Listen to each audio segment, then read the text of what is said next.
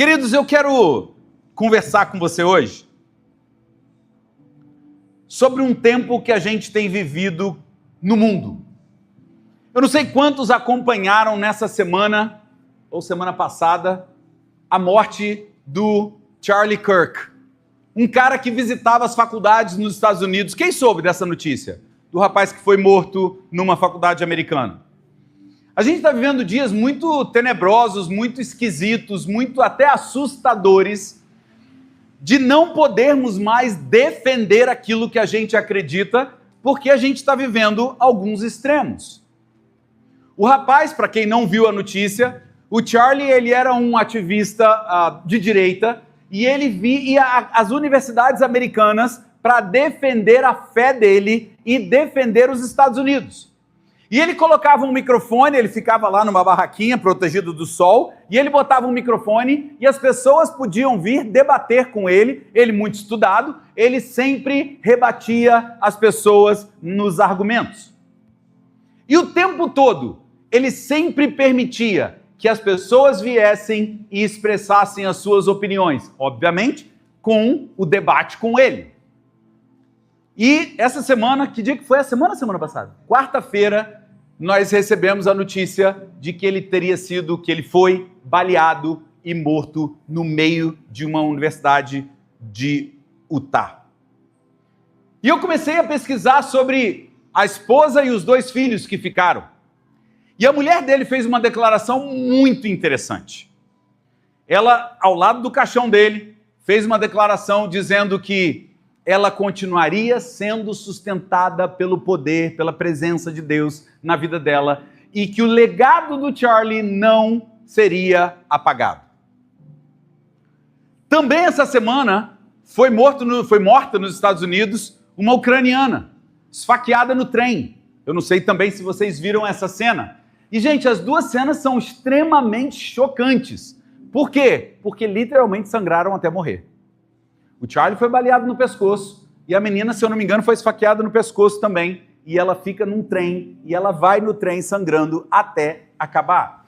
E eu fiquei pensando, meu Deus, que mundo é esse que a gente está vivendo? Que loucura que é essa que a gente está vivendo? E como é que isso parece estar cada vez mais comum? E eu digo para você, pode até ficar comum, mas jamais será normal. Porque uma mentira contada várias vezes, ela parece verdade. Você vai se acostumando com aquilo, até aquilo ser verdade. Eu posso dar um exemplo claro para você disso, a moda. Você concorda comigo que a moda ela é cíclica e a gente vai se acostumando com a moda? Eu me lembro que eu sou de uma época, quando eu era adolescente, que homem usava calça larga. Aí, de repente, todo mundo começou a usar calça skinny. Já ouviu falar de calça skinny? Que é a calça mais apertada? Aí eu falava assim, eu nunca vou usar uma calça skinny. Que troço esquisito. Aí, quando eu me acostumei com a calça skinny, o que está voltando à moda? Calça larga. Vocês também não se decidem. A moda é exatamente assim. A gente meio que vai se acostumando com aquilo que a gente vai vendo todo dia. Eu me lembro que eu falei que eu nunca ia usar uma calça sem meia. Aí você vai se acostumando e aquilo dito várias vezes, vai ficando comum. E eu fui buscar um texto na Bíblia que pudesse acalentar o nosso coração, porque eu não sei se isso acontece com você, mas a gente lá em Resende passa por um monte de dia ruim. Tem dia que a gente acorda e parece que tudo dá errado, tem dia que a gente acorda e parece que eu penso assim, para que eu acordei hoje? Porque o negócio vai acontecendo uma notícia ruim atrás da outra notícia ruim. E eu sou o tipo de pessoa que não gosto de ver rede social logo que eu acordo. Porque eu quero pelo menos tomar o meu café em paz. E depois eu vejo o que está acontecendo no mundo. E eu pensei num texto, e o texto de Mateus capítulo 14, versículos 22 em diante, diz o seguinte, Mateus capítulo 14, de 22 em diante. Diz assim o texto, logo em seguida, Jesus insistiu com os discípulos para que entrassem no barco e fossem adiante dele para o outro lado, enquanto ele despedia a multidão. Tendo despedido a multidão, subiu sozinho a um monte para orar. Ao cair da tarde, ele estava ali sozinho. O barco, porém, quem é que estava no barco? Quem é que estava no barco, gente? Os discípulos. Então vamos lá, vamos imaginar a cena. Jesus está falando com a multidão, vira para os discípulos e fala, ó, podem ir, pega o barco e vai para o outro lado. Enquanto isso, ele está despedindo a multidão, mas ele não despede a multidão e vai direto para o barco. Ele vai para o monte orar e ali a multidão foi toda embora e ele fica sozinho. O barco, que já estava a considerável distância da terra, fustigado pelas ondas, porque o vento era contrário. Na quarta vigília da noite, Jesus foi até eles andando sobre o mar. Para tudo aqui. Vamos imaginar na cena. Porque quando a gente lê a Bíblia, fica muito fácil entender. Ah, eu já sei o que Jesus vai fazer depois. Mas vamos colocar na cena. Vamos imaginar a gente na cena? Vamos lá, gente. Você está no barco. O barco representa a sua vida.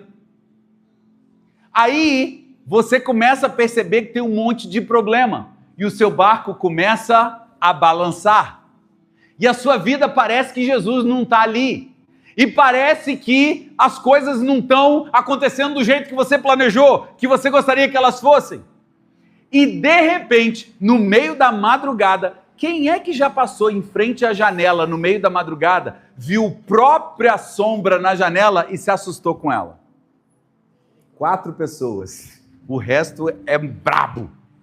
Gente, não tem coisa pior do que você passar no meio da madrugada e você vê pelo canto, porque você não vê de frente, você vê pelo canto do olho, sim ou não? Você vê no canto do olho o reflexo.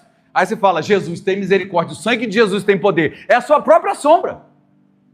Mas à noite os negócios ficam mais esquisitos, sim ou não, gente? É de noite que a geladeira estala. Sua geladeira estala? Gente, e à noite parece que ela estala em que volume? 25. Você não ouve ela estalar de dia, mas à noite, quando você vai beber água, tá amarrado, Jesus tem poder. Os caras na quarta vigília, de madrugada, os caras olham para o mar e vê alguém vindo, andando sobre as águas. De verdade, gente. Abra seu coração só para mim, nem a câmera está te vendo. Você falaria assim, ó, é Jesus? Ou você ficaria assim, que será? Eu acho que eu seria igual Pedro. O que você faria? Você se esconder, boa. Não sei como, mas ia, né? Ia botar o cobertor por cima. Quando viram Jesus andando sobre o mar, ficaram o quê? Apavorados. Vai mais uma. Aqui, ficaram aterrorizados e disseram, é um fantasma, e gritaram de medo. Gente, aqui a cena não é assim, ó, tô com medo. Os caras gritaram de medo. Os caras gritaram apavorados. Eles ficaram aterrorizados. E quando eles gritaram de medo, Jesus disse o quê? Coragem. Sou eu. Não tenham medo. Jesus falou o quê, gente? Jesus diz coragem e ele fala sou eu. Sim ou não? Você está comigo ou não? Aí Pedro, tinha que ser Pedro, olha o que Pedro faz. Senhor, se é o Senhor, para tudo. Jesus tinha falado que era quem? Que era ele. Ele já tinha reconhecido a voz do mestre. Só que Pedro, sendo Pedro, vira e fala, se é o Senhor mesmo, vamos ver se é mesmo. Mande-me ir ao seu encontro sobre as águas. E ele respondeu, venha. E Pedro saiu do barco, andou sobre as águas e foi na direção de Jesus. Mas quando notou a força do vento, ficou com medo e começando a afundar, gritou, Senhor, salva-me! Imediatamente Jesus estendeu a mão e o segurou e disse, homem de pequena fé, por que duvidou? Quando subiram no barco, o o vento se acalmou. Então, os que estavam no barco o adoraram, dizendo: verdadeiramente o Senhor é o Filho de Deus. Eu confesso, queridos, que tem semanas na minha vida que me passa na cabeça uma certa dúvida. Será que o Senhor continua no controle de todas as coisas? Tem hora que eu vejo tanta maldade, tanta coisa acontecendo, tanta destruição, tanta gente má no mundo, que me passa na cabeça assim: será que o Senhor está vendo tudo que está acontecendo? Será que... E aí, eu posso confessar, posso abrir meu coração, sim ou não? Tem dia que eu penso assim: se eu fosse Deus, eu faria diferente. Você já pensou isso ou só eu? Ai, tem mais pecador aqui, glória a Deus, não sou só eu. Mas tem dia que eu penso assim: se eu fosse Deus, eu faria diferente. Porque a gente se acha mais inteligente que Deus tem hora. Pelo menos eu me acho às vezes. Mas quando a gente olha para essa cena relata exatamente o que acontece muitas vezes na minha vida e na sua vida. Dias que a gente olha, vê as tempestades maior do que a gente imaginava. Talvez pensando ou pensemos: Senhor, o Senhor não está vendo tudo o que está acontecendo? O Senhor não está vendo que eu preciso de ajuda? O Senhor não está vendo o que está acontecendo ao meu redor? O Senhor não está vendo que meu barco está enchendo de água e está difícil de me manter aqui dentro? Eu olho para essa história e eu vejo que algumas coisas ou algumas lições a gente pode aprender nela. A primeira lição que eu digo para você é que nem sempre as tempestades são evitadas por Deus. Sabe por que não? Porque é na tempestade que a gente se agarra com Deus com mais facilidade. De verdade, a gente gasta mais tempo orando pedindo na necessidade ou mais tempo agradecendo depois que ela veio? Não é verdade? Quantos aqui já participaram de vigília de oração pedindo algo, mas talvez poucos aqui participaram de uma vigília agradecendo algo? Porque geralmente a gente pede no varejo, mas a gente agradece no atacado. Senhor, eu preciso disso.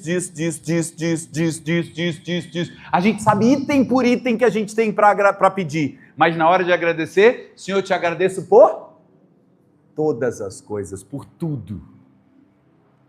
E muitas vezes a gente não gasta tempo agradecendo da mesma forma que a gente gasta pedindo. E o Senhor, sabendo disso, tem hora que Ele permite que nós passemos por coisas que são desafiadoras para que a gente se agarre, para que a gente se ponha de joelho, para que a gente clame, para que a gente chore, para que a gente se desmantele na frente dEle. Porque se tiver tudo bem, a possibilidade da nossa autossuficiência fica maior. Sim ou não, gente? Pedro me ensina algumas lições, você já deve ter ouvido isso. Quando Pedro diz para o Senhor: se é o Senhor mesmo, me permita que ande sobre as águas até onde o Senhor está. E Jesus diz o quê? Venha. A Bíblia diz que Pedro, olhando para Jesus, ele anda sobre as águas. Queridos, eu não sei se foram 1 passo, 2 passos, 15 passos. A Bíblia não diz quantos, se foi meio passo. O fato é que Pedro andou. Que seja meio passo. Alguém aqui já deu meio passo sobre as águas? Duvido. Mas Pedro, se deu meio, 1, 2 ou 15, ele andou sobre as águas. O problema é que ele começou a olhar para as circunstâncias. E quantas vezes o Senhor nos deu uma palavra já e a gente, em vez de ficar na palavra, a gente olha para as circunstâncias. Mas o Senhor falou para mim aquilo, mas não está acontecendo nada disso. Parece que está tudo ao contrário. Parece que está caminhando. Lembra da vida de José? José tem um sonho. O sonho na vida de José era para ele governar e de repente ele vira escravo. Peraí, eu estou indo na direção contrária do que Deus me falou? Mas José, ele sabia que os olhos dele precisavam ficar fixos em Deus. O compromisso dele era com Deus. Se Pedro mantivesse o olhar dele em Jesus, ele continuaria andando sobre as águas. O problema é que ele desvia o olhar. Jesus está ali na frente dele. Antes dele alcançar Jesus, ele olha para o vento. Ele se distrai. Quantas vezes, queridos, a gente se distrai porque a gente está vivendo num mundo com muito barulho. E eu não estou falando das motos, não. Eu estou falando de barulho que às vezes nos tiram o foco de Jesus. Barulhos espirituais. barulhos de, o mundo está caminhando cada vez para pior. A Bíblia já diz que o mundo está caminhando cada vez para o pior, só que a gente precisa se ater numa palavra: eu estarei com você. Essa é a promessa. Max Lucado, num dos seus livros, escreve o seguinte: a fé não elimina o medo, mas ela te dá um lugar para onde correr quando o medo se agita. Eu vou falar de novo essa frase porque eu gostei muito dela. A fé, ela não elimina o medo, mas ela te dá um lugar para onde correr quando o medo se agita. É na fé que a gente tem que se agarrar. É no olhar fixo em Jesus. É nas promessas de Jesus. Segundo lugar. Então, em primeiro lugar, diga assim comigo: preciso manter meus olhos em Jesus e não nas circunstâncias. Segunda coisa, quando Pedro diz: se é o Senhor mesmo, mande que eu vá, Jesus diz o quê? Venha. Tinha um personagem na escolinha do professor Raimundo que ele falava assim, né? Venha! Só quem tem um pouquinho mais de 20 lembra dessa cena que eu estou falando. Quem tem menos não tem ideia do que eu estou falando. Qual que é a ideia aqui? Jesus, ele libera só uma palavra. Ele diz para Pedro: venha. E Pedro faz o quê? Vai. O problema é que aquela palavra venha, ela silencia-se a partir do momento em que o vento fica alto, em que o barulho da onda fica alto, em que o barulho do mar agitado fica alto, em que o barulho do barco batendo nas águas fica alto. O problema, como eu acabei de falar, queridos, há muito ruído e a gente para de acreditar na palavra do Senhor. Por quê? Porque a gente bota validade na palavra que Deus ainda não colocou validade. O grande problema é que Deus nos dá uma palavra, mas na primeira dificuldade que eu e você enfrentamos, nós colocamos data de validade ou dúvida naquilo que ouvimos. Será que foi mesmo de Deus? Será que foi Deus mesmo que falou comigo? Eu me lembro que quando eu recebi um forte chamado de Deus para ir para o seminário e ser pastor, eu fiz tanta pergunta para Deus. E eu disse para Deus o seguinte: eu quero ter uma certeza tal que no dia que eu tiver dúvida, eu me lembre dessa certeza. E muitas coisas aconteceram. Muitas. Mas eu quero citar uma que parece ridícula, mas que para mim fez todo sentido. Eu conversei com meus pais, sabe assim, foram várias coisas. Mas teve um dia que o ventilador do meu quarto, olha que papo, o ventilador do meu quarto estava fazendo uma barulheira, que eu desliguei aquele ventilador do quarto com raiva no meio da madrugada, suando. E eu pensei assim: agora eu pego Deus, eu vou ligar esse ventilador na tomada. E se o ventilador não fizer barulho, era impossível, não era? O ventilador não fazer barulho? Ele estava fazendo barulho até então? Se esse ventilador funcionar silenciosamente, eu vou entender que Deus está me chamando. Mas se ele fizer barulho, eu vou entender que não tem mais nada a ver. Pois eu liguei na tomada. O que aconteceu? Silêncio total. E foi tão silencioso que eu desliguei de tanto medo que eu fiquei do ventilador. Desliguei aquele ventilador, falei: não é possível. Liguei de novo. Quando eu liguei de novo, o que ele fez? Falei: que burro! Por que não fiquei com ele ligado, né? Pelo menos eu dormi no silêncio. Esse negócio foi uma das coisas que me marcou. Uma outra coisa, eu me lembro que eu perguntei para os meus pais, eu ajudava financeiramente em casa, eu trabalhava, ajudava financeiramente em casa, no meu pai e minha mãe, eu não conhecia pastor ainda. E aí, eu tinha que me mudar de Resende para o Rio para poder estudar. Isso significava parar de ajudar financeiramente em casa e agora ter que tirar de casa para eu poder estudar. E eu falei com Deus assim: eu vou conversar com meus pais. E se eu vir deles qualquer reação que eu interprete que seja o contrário, eu vou entender que não é para eu ir. Gente, isso foi 1 ano brigando com Deus, tá? Nesse dia, eu fui ao Rio buscar os meus pais, eles estavam chegando da casa da minha irmã, eu fui ao Rio buscá-los. Na volta, dentro do carro, eu disse: pai, mãe, Eu preciso dar uma notícia para vocês. Eu tenho sentido Deus me chamando para o ministério e eu vou para o seminário. O seminário era no Rio. E eu disse assim dentro do carro, eu vou lá para José Higino 416. José Higino 416 era o endereço do seminário, o mesmo que meu pai tinha estudado. Eu olho no retrovisor, minha mãe começou a chorar no banco de trás. Eu falei, glória a Deus. Se ela está chorando, não é para eu ir. Ela vira e diz o seguinte, bate assim no ombro do meu pai, ela chamava meu pai de filho. Ela disse assim, filho, conta para ele a conversa que nós tivemos essa semana. Eu falei, tô na bênção. A conversa foi, não tem nada a ver essa história. Meu pai, quando eu era pequeno, nós moramos nos Estados Unidos. Meu pai foi fazer psicologia nos Estados Unidos. E meu pai não trouxe tênis, não trouxe eletrônico, não trouxe roupa, ele trouxe livro. Meu pai trouxe 14 caixas de livros de teologia dos Estados Unidos e psicologia, que foi o que ele estudou.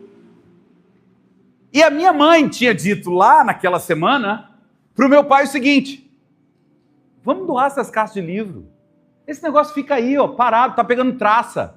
Vamos doar para um seminário, vamos doar para uma escola, para uma faculdade, para alguém que utilize melhor esses livros. E a resposta do meu pai naquela semana foi, eu não posso doar, porque o Eltinho vai precisar desses livros. Deus havia revelado para o meu pai o que iria acontecer antes de acontecer. Naquele dia eu me rendi. Eu falei, entendi, Senhor. Entendi. Chega. Não dá mais.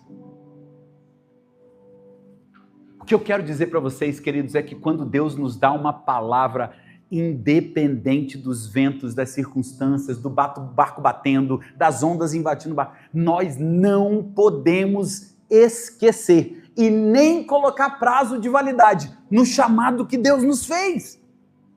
Então, quando eu acordo e eu olho para o meu chamado, eu olho para a minha história e eu penso o seguinte, será que foi Deus mesmo que me chamou? Eu me lembro de cada detalhe que aconteceu naquele ano, de tudo que Deus foi confirmando. E se eu estou aqui hoje, é porque o Senhor queria que eu estivesse aqui. Acabou. A solução não vem da minha ideia brilhante. A solução sempre vem da palavra. Diga assim comigo, venha. Se o Senhor disse venha, vamos. Se o Senhor disse vá, vamos. Se o Senhor disse pare, paremos. Porque nós precisamos entender que existe uma palavra de Deus e precisamos acreditar que Ele nos dará a direção certa para fazer o que precisamos fazer. Amém, querido? Você recebe essa palavra, sim ou não? Em primeiro lugar, preciso manter meus olhos fixos no Senhor. Segunda palavra, preciso manter os meus ouvidos atentos à palavra dele, porque é a palavra dele que vai nos guiar. Então, em primeiro lugar, os olhos fixados em Cristo. Segundo lugar, os ouvidos fixados na palavra. E em terceiro e último lugar, queridos, também amo vocês. A gente aprende com esse texto que mesmo quando passamos por dias difíceis, volto aqui na esposa do Charlie, acho que é Érica o nome dela. O discurso da Érica nessa semana, depois da morte do seu marido, não foi um discurso que brota dentro dela, mas que vem fortalecido pelo poder e pela presença de Deus na vida dela. E essa é a terceira lição que a gente aprende nesse texto. Olha o que diz o texto aqui. Quando Pedro está com medo e ele grita, Senhor, salva-me. Vai mais uma.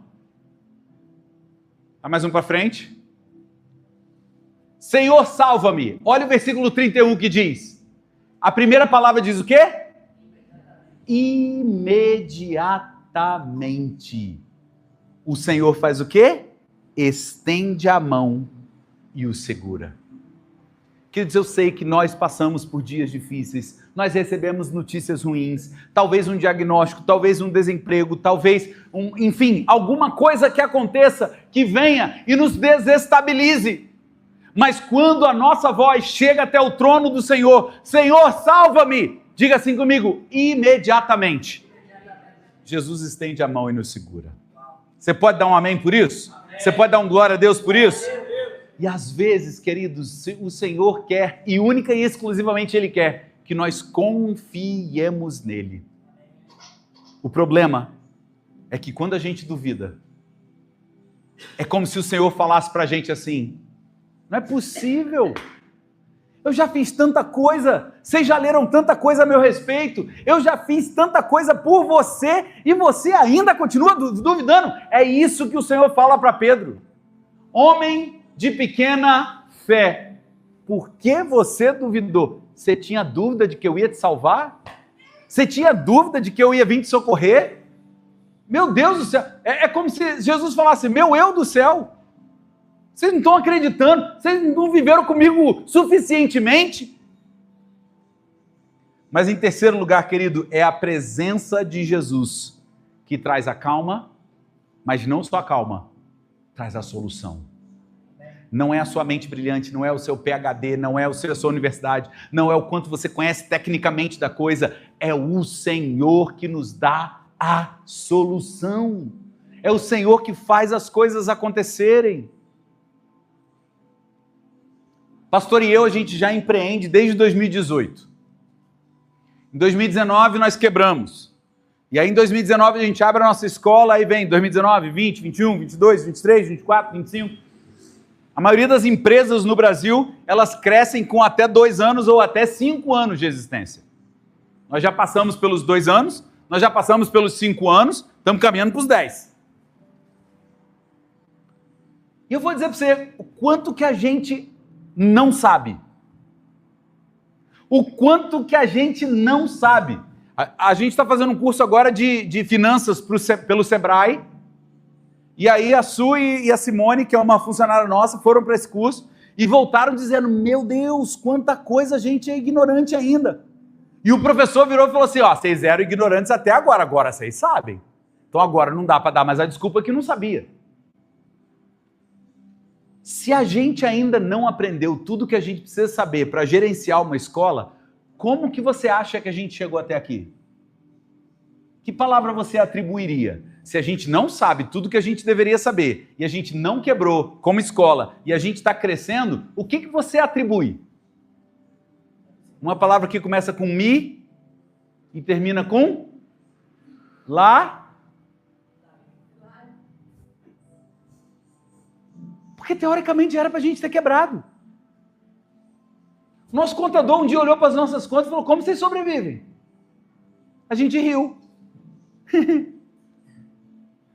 Milagre? Queridos, o que eu quero dizer para vocês é que nós precisamos estudar, sim ou não? Sim. Nós precisamos nos capacitar, sim ou não? Sim. Mas tem hora que o conhecimento escapa pelas mãos e é a presença do Senhor que traz a solução para mim e para você. Você está entendendo, sim ou não? Então, o que a gente precisa entender, queridos, é que a presença do Senhor não faz a gente sair do problema, mas faz a gente permanecer nele com a esperança de que o Senhor vai trazer a solução. E ele vai... Põe de novo o texto para mim, Gislan. E ele vai trazer a solução o quê?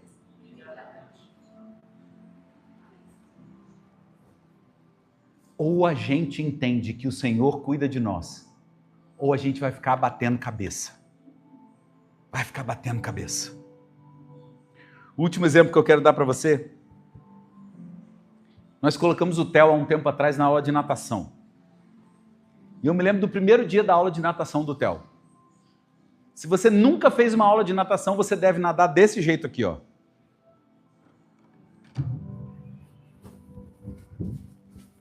Balançando a cabeça para um lado, para o outro e batendo o braço na água. Mas quando você começa a fazer natação, você percebe que não é bater na água, é deslizar na água. E aí você tem o jeito certo de entrar com a mão, você tem a hora certa de respirar, você não fica igual um maluco. Ou então, se você nunca fez aula de natação, você deve nadar muito bem o cachorrinho.